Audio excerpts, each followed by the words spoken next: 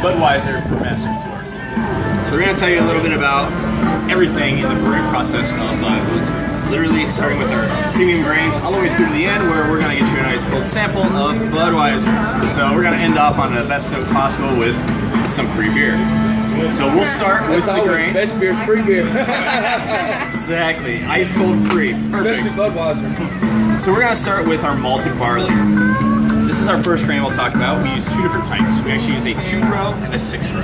So the 2-row here, if you can't tell the difference, the 2-row, they're going to grow 2 rows up the stalk, where the 6-row grows 6 rows to the stalk. The 2-row are a little bit plumper. In my opinion, they actually taste a little bit sweeter. If you want to grab one, throw it in, take a bite, take a taste, it doesn't taste bad. It's kind of crunchy like a sunflower seed, but not nearly as big. Now, we're going to use a 50-50 mix of our 2-row and 6-row. It's going to give us a nice, well-rounded flavor that we're looking for. Now, this is actually going to make up about 70% of our total grainage used in Budweiser. The next grain we're going to talk about is our rice. In 1876, rice was an extremely expensive ingredient to use. There's not too many rice fields in St. Louis, so it's something that has to be imported in. And also, you have to supply more storage facility for rice, because all the grains are kept separately. Now, the thing rice is going to do, it's not going to give us a lot of color to our beer, but it is going to give us a crisp, snap finish. This is easy to describe as when you take a sip of Budweiser and you swallow, all that flavor almost immediately leaves your palate, leaving you wanting to take another drink. You always want to take another drink, so it's extremely drinkable. This drinkability comes from the rice. It helps aid in this drinkability of that beer with that finish, leaving you always wanting more. So it's very important that we still use it today. Our next ingredient is going to be our hops. Now here, hops themselves are a flower. They're grown on a vine, much like back here on the wall. You can see the fresh hop cones, that little trio there. These have all been kind of broken down, and I've torn them apart because I want to show you what we really are looking for in the hops. If I find a piece here, let's see if I find a good one. Maybe we'll get out of here's a big fat guy. We're going to tear into this right here. This yellow pollen, if you can see it. Now take a smell. Yep. Like hops. Different taste and work. That's our hops. So this little yellow pollen, that is all we're really looking for in this entire process here. Those are called the lupulin glands. They contain all the alpha acids. Now hops give us two things with these alpha acids. They're going to give us bitterness, and they're going to give us the aromas. So those are the two key things we're looking for with the hops. Now, the fourth ingredient, in my opinion, it is definitely the most important ingredient with Budweiser. It's going to be our yeast. Our yeast strain is the same strain we used since 1876. It's been exactly the same. They keep it in our lock and key in St. Louis, so when any of our breweries need yeast, they'll take a single cell out of this frozen yeast strain, and they'll culture it and grow it to like a 1 pound, and then they'll should be able to ship that off to all the breweries, and they can then use that in their brewing process. Now, the thing about our yeast is, with our lager yeast, it's going to give us, with Budweiser, probably about 70 to 80% of the final flavor is going to come from our yeast strain. So it's extremely important. And if we could time travel, since we're using that same strain, Budweiser in 1876 should taste exactly the same as what it tastes like today. So I've told you about 4 ingredients. What's the 5th ingredient? Water. Water. 92% of Budweiser is made up of water. Now, as you know, we can have water here. It's Steeplechase, and it's going to taste a heck of a lot different than probably what it would in St. Louis, California, Florida, everywhere, right? So all our water, as it comes into the facility, before we ever use it, it gets through a massive filtration process. We want to get rid of anything that's in the water.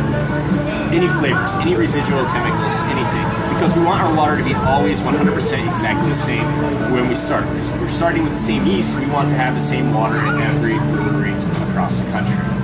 So water is extremely important. Side note about St. Louis, brewmasters actually taste the water as it comes in from the city. They take notes. They give the notes to the city of St. Louis, who actually then adjusts the flavoring and filtration of their water based on what our brewmasters tell them. So they probably have the best tasting tap water in the country. Alright, so before we really get going and really start cooking or brewing our grains, we have one step we have to do yet. Now, like I said, our rice and our barley malts are always kept separate. We still have to mill these grains down to about a flour consistency. So we're going to mill them down and introduce them into their individual mash cookers. So we have one for rice, we're going to mix that in with water, as well as for barley.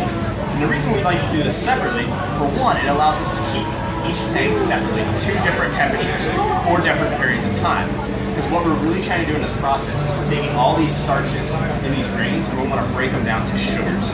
So depending on what temperature we heat the grains to, depends on what type of sugars we're breaking down, the starches breaking into sugars at that point in time. Now we'll always end up with only 2 types of sugar. Basically simple sugars, which are fermentable, and complex sugars, which are not fermentable. There's fermentable sugars the yeast will eat, they'll create our ethanol and they'll create our carbon dioxide. The complex sugars, the unfermented sugars, will remain in the beer. They're going to give it the body to the beer itself. That's why they're going to Budweiser's a full body beer. We create a lot of complex sugars in the process, so they're going to retain in that beer and all the way through the process. So you go ahead and take a look inside this mash. We're doing our rice. We kind of have a mash going, so you can get an idea of what it would look like inside the brewery. There's even a slight smell to it. We're not heating that one up, but you can kind of get aromas and smell on that. So after about, let's do our process of adding the grains in, heating them up, and everything. We're going to finally transfer the 2 separate vessels together and combine them into one. It's going to combine here into our lauter tun. Now if you take a look inside the lauter tun, there's a fine mesh false bottom. So what this does is all those grains remaining within the mash cookers in that solution, they're going to start to settle to the bottom. And as they settle to the bottom, we're going to be able to pull that liquid out separately. But through a process called bore locking, we're going to recirculate that liquid back through those grains to the top. We'll introduce some fresh water here as well. So we're going to introduce some fresh water, and we're going to keep recirculating this solution. And what we're doing is going to compact those grains down to the bottom by recirculating. But what we're really trying to do is get all of those remaining sugars out of that grain bed and into this nice, sweet, golden liquid that we call wort. The wort itself, very similar to a sweet tea, just with a lot of red beets. I think of drinking sweet tea in a bakery. Kind of the smells and tastes are all very similar there. So now that we have this golden wort, we're going to transfer it over to our brew kettle. Now inside our brew kettle, we're actually going to use a steam calandria, which is this crazy looking torpedo thing in the tank. It uses steam to superheat the liquid to bring it to a boil. When it starts to boil, it's actually going to shoot up through the center of this vertically, and it would go out of the steam spout if we let it, but we don't. We want to keep all the liquid in. We put a deflection cap. And one thing this does is it aids in what we call a rolling boil. So something's got to come in and it deflects back in. So it keeps this boiling going on inside this brew kettle. Now, at this point in time, we're going to start adding our hops once we have this boil going. I told you they do 2 things, bittering and aroma. It all depends on when we add the hops, what effect we get from it. At the beginning of our boil, we're going to add hops, and it's going to give us bitterness. It's going to take that sweet tea that we had, that sweet wort, and it's going to bitter it up. It's going to make it so it's not as sweet. We're going to add some bitterness to it. Towards the end of the hour, we're going to add in some additional hops. Now, these additional hops, they're going to give us aromas. Now, in Budweiser, you don't have an overpowered hoppiness to it. You can't really smell it. Because we don't use an lot of hops like some other beers might use. That's not what we're going for in our beer. We're going to want that nice, simple, crisp Budweiser lager that we all love. So after our brew kettle, after about 60 minutes in this boiling process, we're going to transfer it over. We're going to cool it down to about 52 degrees and then ship it over to our fermentation cellar. Go in. Tom's going to be in here, and he's going to tell you all about our fermentation process.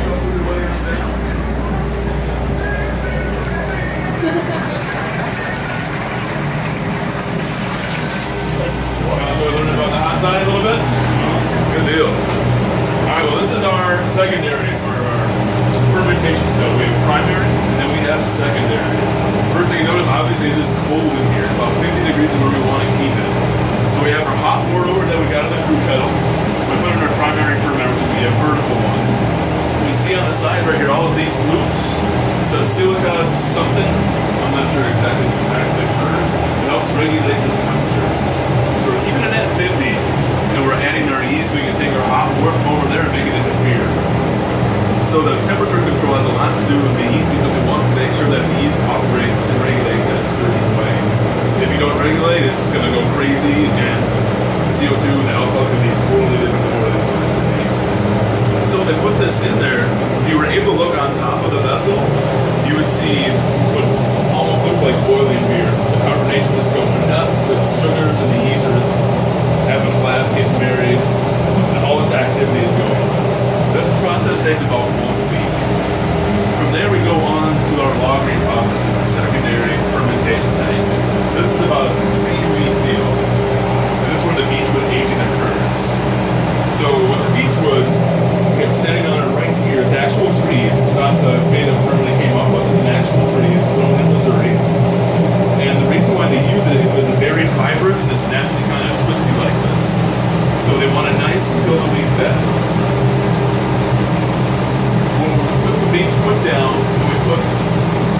this primary beer into the secondary, they do a krausening process. It's a little bit weird, but what it is, it takes more of this fresh wort over here, and they take some fresh yeast and they blast it in there to help kickstart the secondary fermentation process.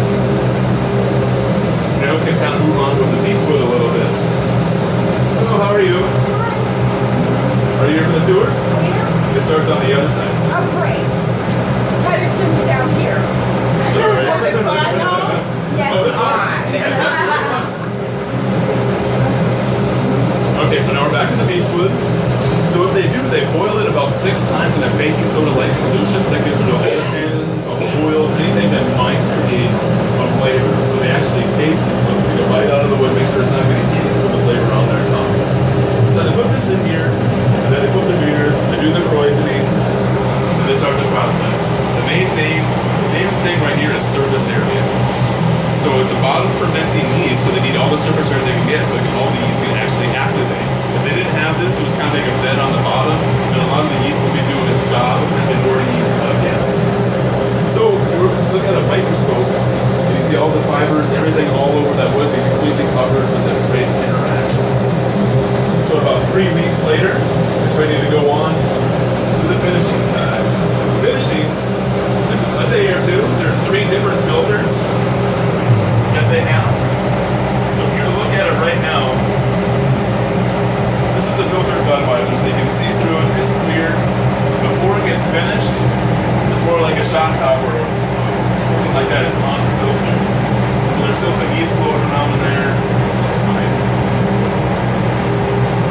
Here, when you're pouring your beer, you want about 1 to 2 fingers of head on top. That's for 2 reasons. One, you want the aromas that you get out of it. It's going to be cool and moving out. But also,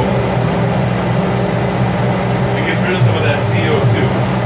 When you have a beer with no head on top, all that CO2 goes off into your stomach. That's when you get full, that's when you get bloated. This is a way to alleviate kind of avoid that problem. Also, I was going to say the same thing. I don't like it on top. also when you're pouring your draft though, you want to make sure you do it from the bottom. And make sure it's a quick pull. You see a lot of bartenders, they try to do it like slow and a little bit out. It's just going to screw up your beer, it's going to add more foam than anything. Just a quick pull. Quick little bit. Super easy. So, ladies first.